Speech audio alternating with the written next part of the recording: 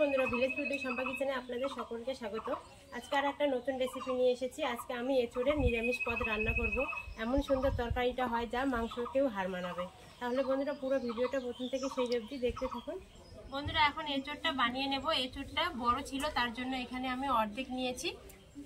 এই এঁচোড়টা বানানোর আগে কিন্তু একটু হাতে সরষের তেল লাগিয়ে নেব, আর বটিতেও সরষের তেল লাগিয়ে নেব। তেলটা লাগিয়ে নিলে এঁচোড়ের যে আঠা হয় সেটা কিন্তু হাতে লাগে না, বটিতেও লাগবে না। এই সরষের তেল এইভাবে হাতে একটু লাগিয়ে নিতে হবে, তাহলে আঠাগুলো তাড়াতাড়ি উঠে যাবে ভালোভাবে।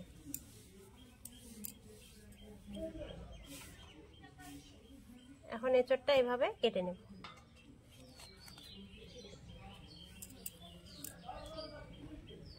এখন এই মাঝখানের অংশটা বাদ দিয়ে দেব, তাহলে আঠাটা বেশি হাতে লাগবে না।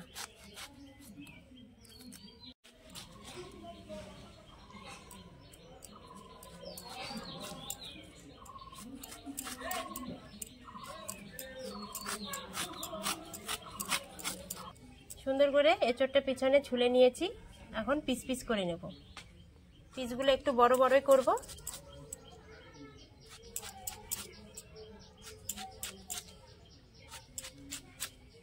এখন মাঝখানে একটা ফালি দিয়ে দেব। এইভাবে পিস করে নেব।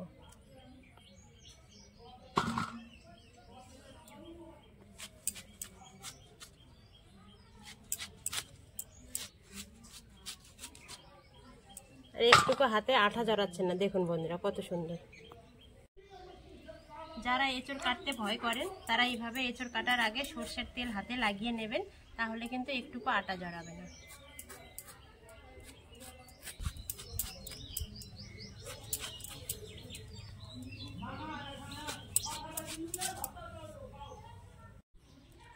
বন্ধুরা, আপনারা তো অনেকভাবে এঁচোড় রান্না করে খেয়েছেন। এইভাবে একবার নিরামিষ রান্না করে দেখবেন, খেতে কিন্তু খুব ভালো লাগে। সব এঁচোড়গুলো বানিয়ে নিলাম, এখন ধুয়ে নেব। এঁচোড়টা ধুয়ে নিয়ে এসেছি, এখন উনুনটা জ্বালিয়ে নেব। আজকে এঁচোড়টা অন্যভাবে রান্না করব বন্ধুরা, আপনারা দেখতে থাকুন।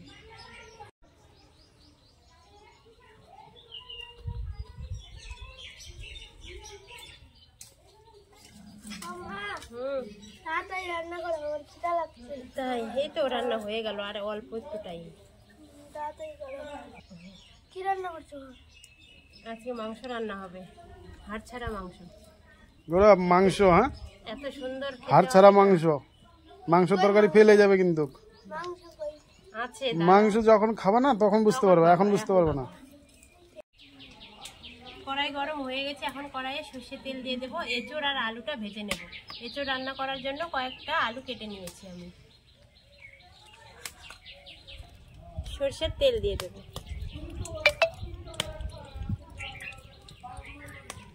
তেল গরম হয়ে গেছে, এখন এঁচোড়গুলো ভেজে নেব।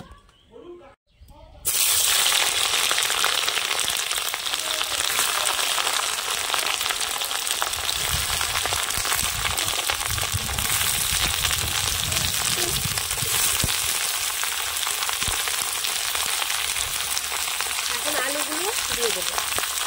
আলুগুলো একটু বড় বড় করে কেটেছি।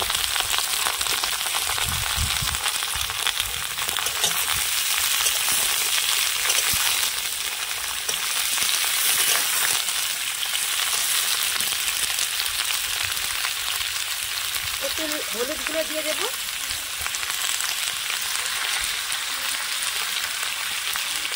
আর একটু লবণ দিয়ে দেবো।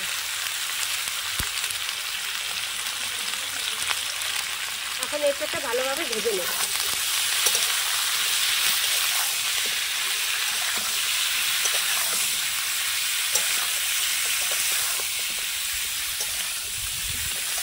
কত সুন্দর কালার এসেছে দেখুন বন্ধুরা।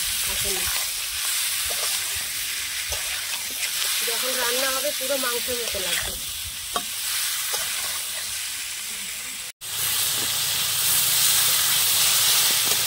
মিডিয়াম আছে, এভাবে আস্তে আস্তে ভেজে নিতে হবে আলু আর এঁচোড়টাকে।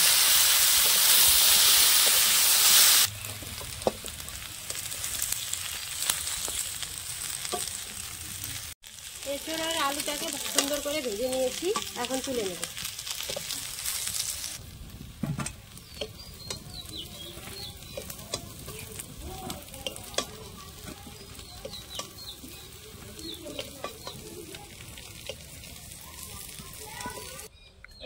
ভেজে তুললাম। এখন কড়াইয়ে তেল দিয়ে দেবো। আবার এই তেলটা একটু বেশি দেব, নিরামিষ রান্না হচ্ছে, একটু তেলটা বেশি দিলে কিন্তু তরকারিটা খেতে ভালো লাগবে।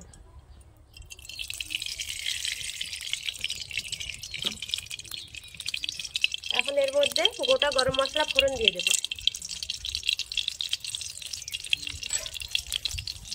একটা তেজপাতা আর একটা শুকনো লঙ্কা। এগুলো একটু ভালো করে ভেজে নেব, সুন্দর একটা গন্ধ বেরোবে।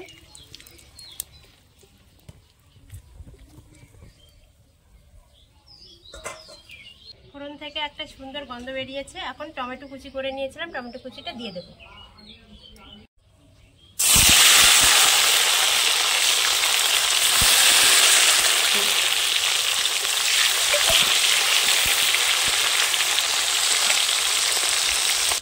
টমেটো কুচিটা যেন তাড়াতাড়ি গলে যায় তার জন্য একটু টমেটো কুচির মধ্যে লবণ দিয়ে দেবো, তাহলে তাড়াতাড়ি গলে যাবে আর তরকারির জন্য গ্রেভিটা ভালো হবে।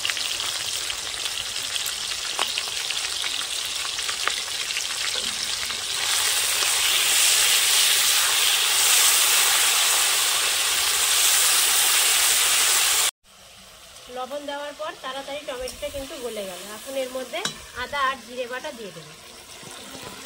এখানে আদা আর জিরে একসঙ্গে বেটে নিয়েছি, এটা দিয়ে দেবো।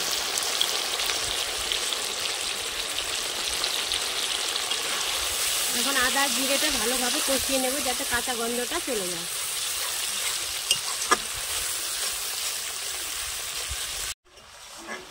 আদা আর জিরেটা সুন্দর করে ভেজে নিয়েছি, কাঁচা গন্ধটা চলে গেছে। এখন এর মধ্যে মশলাগুলো দিয়ে দেবো। এর মধ্যে শুকনো লঙ্কা গুঁড়ো দিয়ে দিলাম।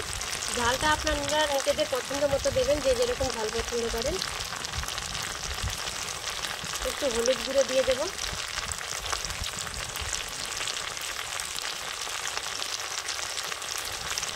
একটু লবণ দিয়ে দেব।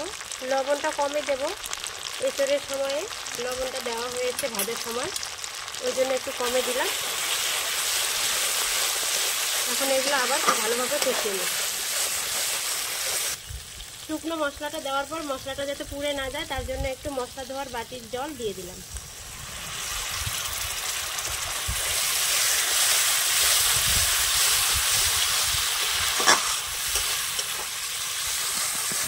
বন্ধুরা, আজকে তো আমি নিরামিষ এঁচড় রান্না করছি। আপনারা চাইলে পেঁয়াজ রসুন দিয়েও এইভাবে রান্না করতে পারেন। এখানে পেঁয়াজ রসুন বাটা দিয়ে দেবেন।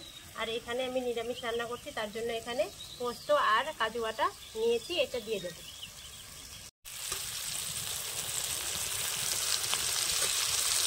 পোস্ত আর কাজু বাটাটা দিলে কিন্তু তরকারিটা খেতে খুব ভালো লাগে এঁচড়ে। আর দেখুন কালারটা কত সুন্দর আসছে।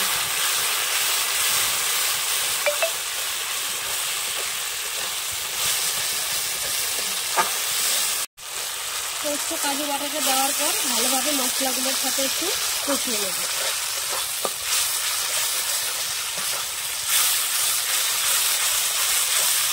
মশলাটা কত সুন্দর কালার এসেছে দেখুন।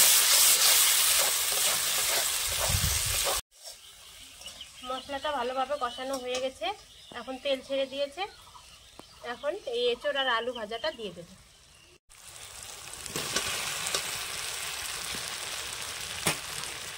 মশলার সাথে একটু ভালোভাবে নেড়ে চেড়ে মিশিয়ে কষিয়ে নিতে হবে।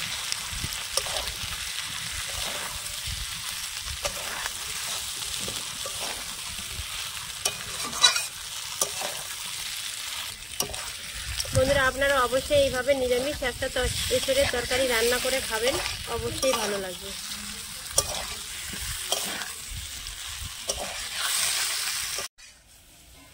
মশলাটার সাথে 3-4 মিনিট ভালোভাবে কষিয়ে নিয়েছি। এখন জল দিয়ে দেব।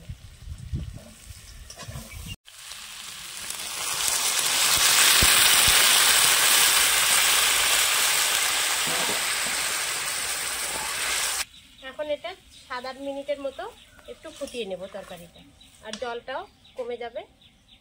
ধোয়া ছেড়েছে, খাওয়ার জন্য ধোয়াটা লাগছে।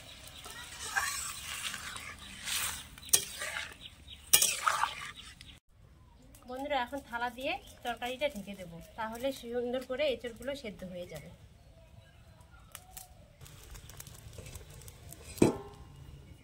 নিরামিষ তরকারি, তার জন্য বেশি ঝোল রাখবো না, একটু গ্রেভি গ্রেভি রাখবো। এখন গরম মশলা বাটা দিয়ে দেবো।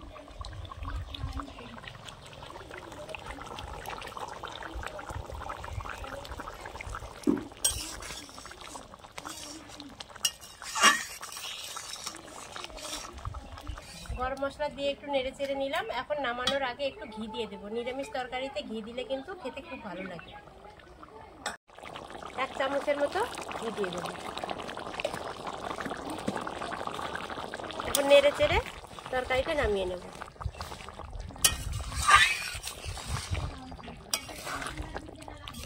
দেখুন বন্ধুরা কত সুন্দর লাগছে তরকারিটা দেখতে। আর এই এঁচড়গুলো কিন্তু সেদ্ধ হয়ে গেছে। একটা আপনাদের দেখিয়ে দেবো। এই যে কত সুন্দর, এমনি দেখা যাচ্ছে কিন্তু সেদ্ধ হয়নি, কিন্তু কত সুন্দর সেদ্ধ হয়েছে। এখন নামিয়ে নেব।